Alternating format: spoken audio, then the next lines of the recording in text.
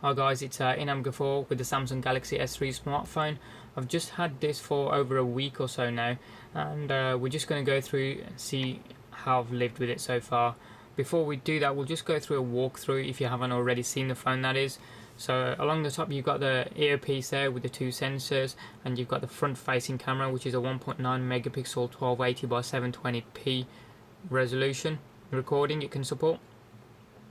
You've got a 4.8 inch Super AMOLED HD screen, also supporting a resolution of 1280 by 720, and the glass itself is a Gorilla Glass 2 along the top front of the screen. On the right hand side you've got just a single power button there, very minimalistic type of design, however the power button does have a power symbol on it. Along the bottom there you've got the micro USB port there. You've got more of a non-square design for the home button there, so moving away from the Galaxy S2 design. Along this side, on the left hand side there, you've got the volume up and down rockers there with no symbols for the buttons. Along the top you've got the 3.5mm headphone jack, along with a finger insert button there, just to clip off the back, which I'll actually show you. It's actually, no, there you go, that comes off quite easily. Along the back you've got LED flash, you've got the 8 megapixel rear facing camera, which is 8 megapixels, supporting a resolution of 1920 by 1080 full HD, and you've got the speaker right next to it. You've got the massive 21 milliamp hour battery that Samsung have put in the back. They've obviously learned from their S2's mistakes in supplying a smaller battery that doesn't last. You've got a micro SD card slot there, and you've got a micro SIM card slot there. Well, I've got the back off, I'll just show you.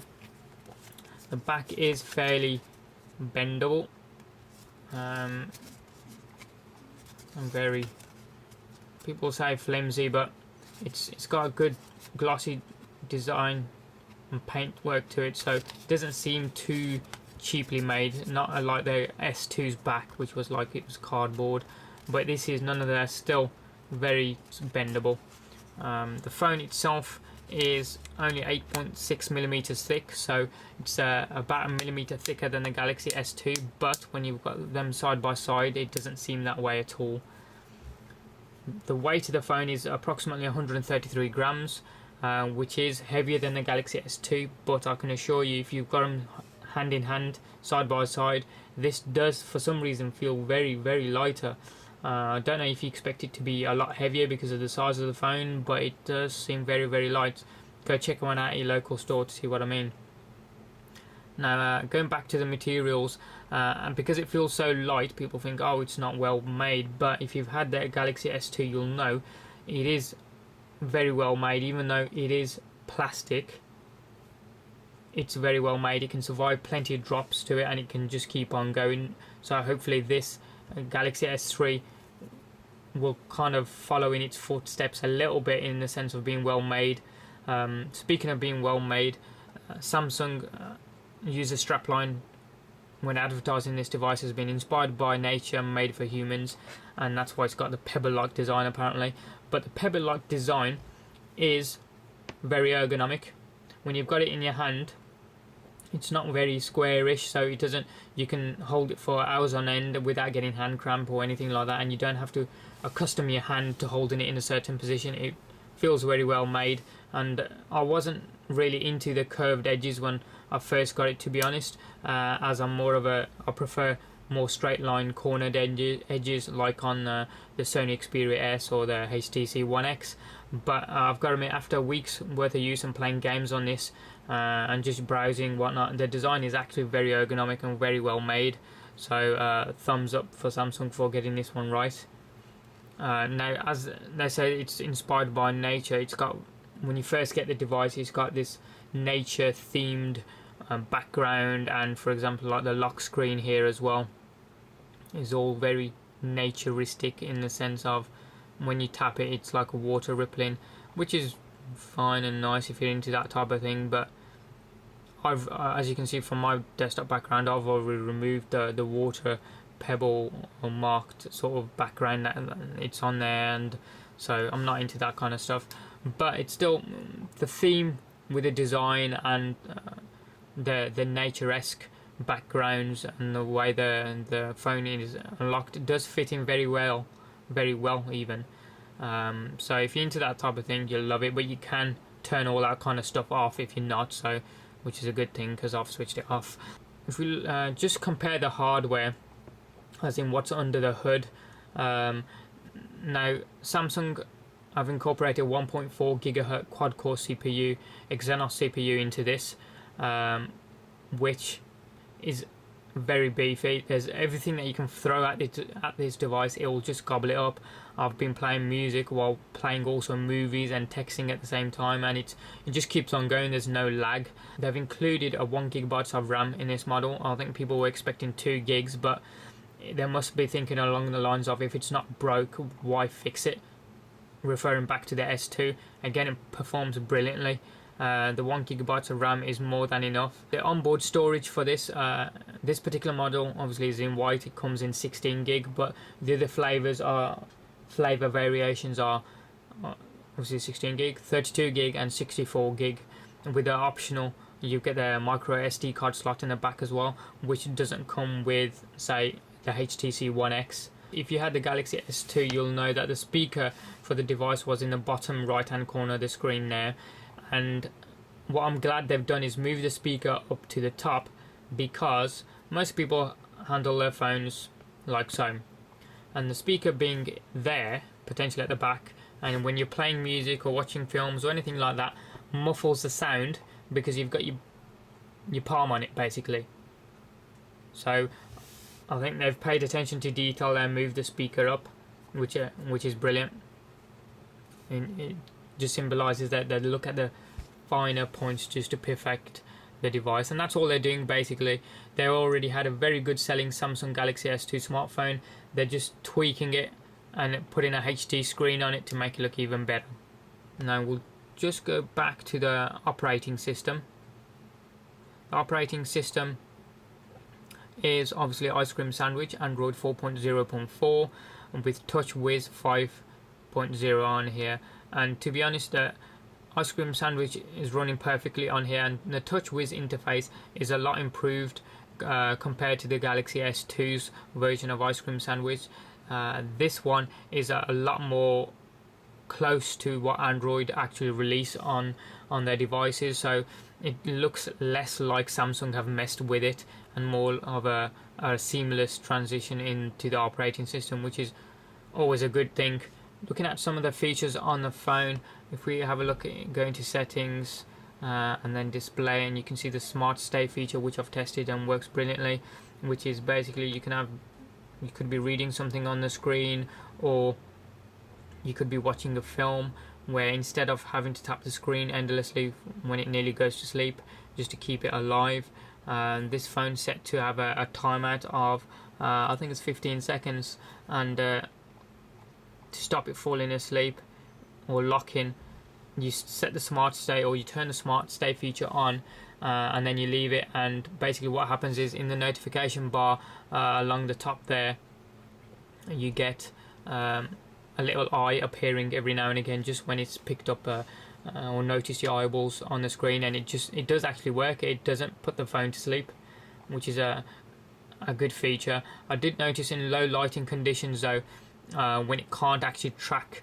your eyeballs, and it happened once where it couldn't track my eyeballs and it went to sleep, and while testing it I completely covered up my eyes just to see if it would pick up them not being there, and it did go to sleep. So it does actually work, which is a handy little feature to have. Moving on from the features to another feature, S-Beam, which is quite unique to the Galaxy S3 at the moment. Now, S-Beam is where you can transfer media files from one Galaxy S3 to another Galaxy S3 just by firstly having the media on the screen, then tapping their backs, and then just keeping them in the same vicinity. We'll put a link in the description of my demo video how to do this, but it basically uses the NFC capabilities of the phone, which is near field communication, for those of you who don't know what that is. And it works flawlessly. It does work really quick as well. I was surprised at how quickly it was able to do it, so that's handy. I haven't come across any way in which you can batch transfer, say music files, say a couple of albums or a couple of movies or anything like that, but single files it works effortlessly on, and it does actually work pretty well. Now another feature that I find handy is picture-in-picture video, which is comes in handy a couple of times, but I think it depends on how much you use it, to be fair. If we go into the movies, and basically it is what it is on the tin. Basically it's a picture. If we load up a film, there you go, and you've got an icon there in the bottom right. So if we tap that, and then you can see you can move around, and if I come out of that and go back to my home screen, say, there you go, you've got that video playing in a window, and you can carry on doing other tasks whilst that video and the sound is still playing. True multitasking there in itself.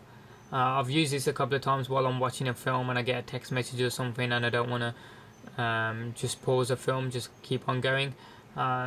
And I think this feature works really well, and the phone's showing off its raw muscle there, in the sense of there's no lag, there's no sound blockages or squeaks or anything like that. It just keeps on going, which is pretty cool. And to go back into it, you just tap into it to go back here again. I think that works really well. Another cool feature tied to messaging is the direct call feature, and you can switch that on going to settings, and then if you go down to motion, and then you'll see a slider there for direct call. If that's turned on, all you do is go to your messages, have a text message. If you get a text message in from someone and you just want to call them straight away, all you do is put the phone up to your ear, which I have done, and you can see it'll start dialing in a second. As it does, we'll just turn that off. And finally we're going to take a look at the camera. So that's going to be the rear facing 8 megapixel camera along the back. Now initially I thought Samsung might take a launch out of Sony's books and put a dedicated camera button on the phone. So I was a little bit disappointed when I had the phone and it was very minimalistic and they haven't put no buttons on, but it's not really surprising because the Galaxy S2 didn't have it. But they've tried to incorporate getting to the camera as fast as possible from the lock screen without having to unlock it, punch in your code and sort of get to all your menus or whatever you hid in the app and then go to it from there. So for example, on my screen here, this is a lock screen, as you can see there. If I want to go straight into the camera, all I do is hold that down there and swipe, and it loads straight into the camera, as it does there, which is another good thing. You're cutting down on the number of key presses that you have, and then it takes you back in. So from there they've evolved into thinking, well, how can we load up the camera in a motion sensitive way? Now what they've done is basically, if you're at the lock screen, tap it and turn it and it loads into the camera as it does there. Okay, so you just tap the screen, hold it down on the second time, and then rotate the phone to the landscape position and it loads into the camera, which I thought was pretty cool, to be honest. So that more than makes up for not having the physical camera button there. If we take a look at some of the photos I've taken with the Galaxy S3, you'll notice that the colours are a lot more vivid, and the picture quality and the brightness is a lot better than the Galaxy S2.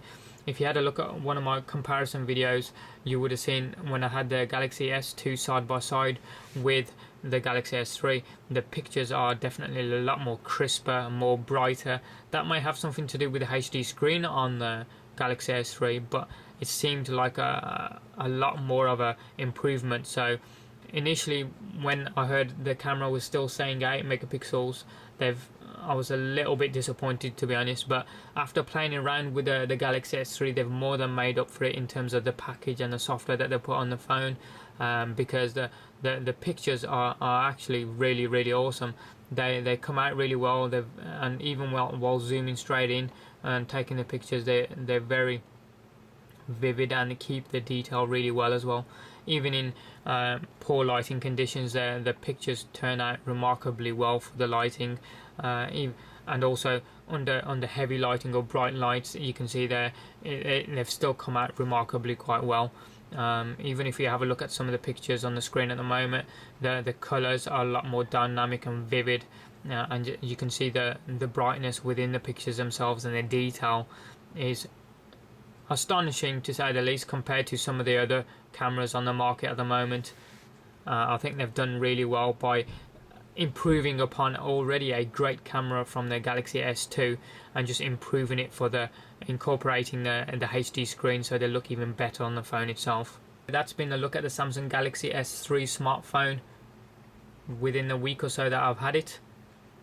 Any questions or comments, or if you come across features or issues that you need addressing, or that you find that don't work, or you've had issues with them, please hit them up below in the comment section there. Hit subscribe from the button up top there. It's free, it doesn't cost you anything, and you can check out what I'm up to in the future. Thanks for watching, have a good day, and see you next time.